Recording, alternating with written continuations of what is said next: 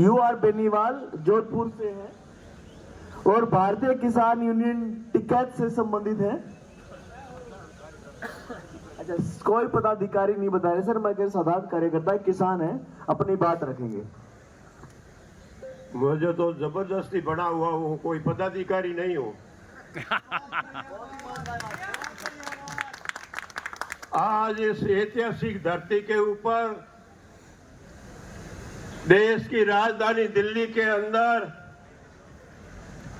आज पूरे देश के कोने कोने से जो आप लोग यहाँ पधारे हैं, जिनके दिल में दर्द है और जिनके मन में पीड़ा है कि हिंदुस्तान में जो अन्याय और अत्याचार हमारे बच्चों के साथ में हो रहा है, उनको न्याय दिलाने के लिए आप इतनी बड़ी संख्या में आए हैं। मैं राजस्थान में, मैं बाड़मेर जिले की तरफ से, बाड़मेर से आगे पाकिस्तान है, आगे कुछ भी नहीं है, आपका क्रांतिकारी स्वागत करता हूँ, आपका अभिनंदन करता हूँ, आपका खैर मकदम करता हूँ। आज इस मंच के माध्यम से सोनम वांगचुक जी का और अभिजीत दीपके जी का और उनकी टीम का क्रांतिकारी अभिनंदन करता हूं, धन्यवाद ज्ञापित करता हूं। मैं ये कहना चाहता हूं कि अभिजीत दीपके जी, सोनम वांगचुक जी, हिंदुस्तान की 2,80,00,000 आंखें आपके ऊपर देख रही है। आपके ऊपर जो विश्वास और भरोसा उत्पन्न किया है, उस विश्वास और भरोसे के ऊपर हमको खरा उतरना चाहिए। ये आज देश की आवाज है, ये युवा वर्ग की आवाज है। आज इस मंच के माध्यम से उन बच्चों को जो शहीद हो गए, उनके अपराधी हम अपराधी हैं कि उन्होंने हम आवाज नहीं उठा सके और इन्होंने अत्याचार और अन्याय किया और हमारे 30 से अधिक बच्चे जिन्होंने आत्महत्या की, आज उनको यहाँ इस मंच के माध्यम से श्रद्धांजलि अर्पित करते हैं। यह मंच में जो सोनम जी और अनशन पे बैठे, उनका तो धन्यवाद है ही। ये भी इनको भी शक्ति मिली, कहां से मिली? सरकार ने दमन किया, जोधपुर की जेल में भेजा। जोधपुर की दीवारों ने कहा सोनम वांगचुक जाओ, तुम्हारी जगह जोधपुर नहीं है, तुम्हें पूरा हिंदुस्तान इंतजार कर रहा है। और आज आपने सामने बैठे, निश्चित ही विश्वास और भरोसा है। जो साथी अनशन पे बैठे इस कैंप के अंदर, उनका भी धन्यवाद ज्ञापित करते हैं, क्योंकि मैं कई यूनियन में रहा, मुझे पता है, मैं भूखा कई दिन तक रहा हूं, मजबूरी के कारण, टाइम नहीं मिलने के कारण। हमारे राजस्थान में अकाल बहुत पड़ते, परंतु अनशन पे बैठा था एक बार, और आपको सही बताऊं, 2.5 दिन में हेली बोल गई। 2.5 दिन मैंने बड़ी मुश्किल से पार की है, एक एक क्षण याद है मुझे। ये बहुत बड़ा काम है। अपन को देखते हैं नहीं कि अनशन पे बैठने के अपन यूं ही बैठ जाते हैं, उनके जज्बे को भी सलाम करते हैं। साथियों, आज क्या हालात है? वतन ने पुकारा, लहू हमने दिया। वतन ने पुकारा, लहू हमने दिया। बात समझ में आई तो कह तुम्हारा हक नहीं। ये हालात है। आपको इंटरेस्ट हो तो 15 सेकंड की और सुना दूं। सुनाऊं क्या? मंच की आज्ञा हो तो। जरूर सर। भैया आज हालत क्या है? एक तो कहानी सुनाऊंगा 10 सेकंड की कि ये इस्तीफा देंगे नहीं, ये प्याज भी खाएंगे और कोड़े भी खाएंगे। कहानी सुनी हुई है आपके? एक आदमी को सजा दी कि तुझे 10 कोड़े डालते हैं या 10 प्याज खा ले।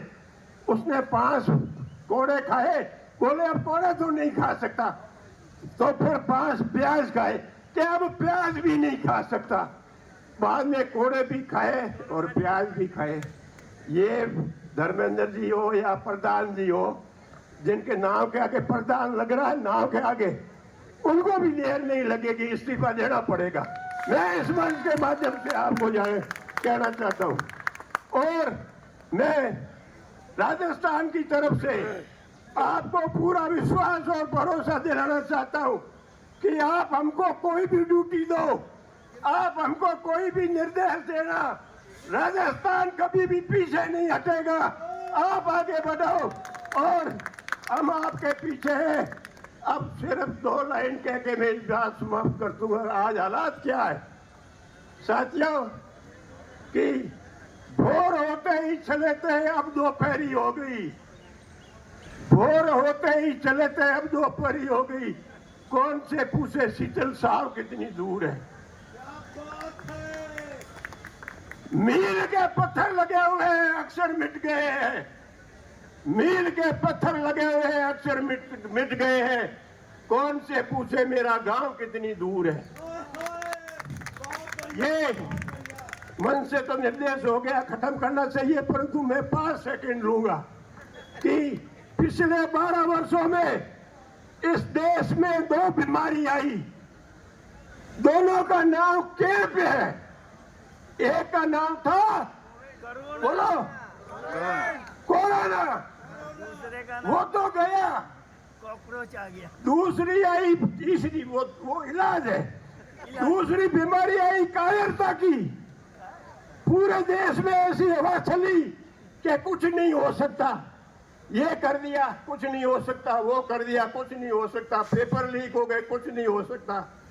उनका वैज्ञानिक इलाज है कॉकरोच जनता पार्टी, कीड़े मकोड़ों की जनता पार्टी। मुझे पूछते हैं कहीं जाते हैं कार्यालय में, मैंने कहा आप क्या हो, कहां से आए हो। मैं कहता हूं घर से। मैं कहा भाई हम तो कीड़े मकोड़े हैं, हमारी क्या, हमारा कोई घर थोड़ा ही है, हमारा कोई एड्रेस थोड़ा ही है। तो अपने को इन्होंने कीड़े मकोड़े समझ रखा है, परंतु अपने को इनका पूरा इलाज करना है, आंदोलन को आगे बढ़ाना है।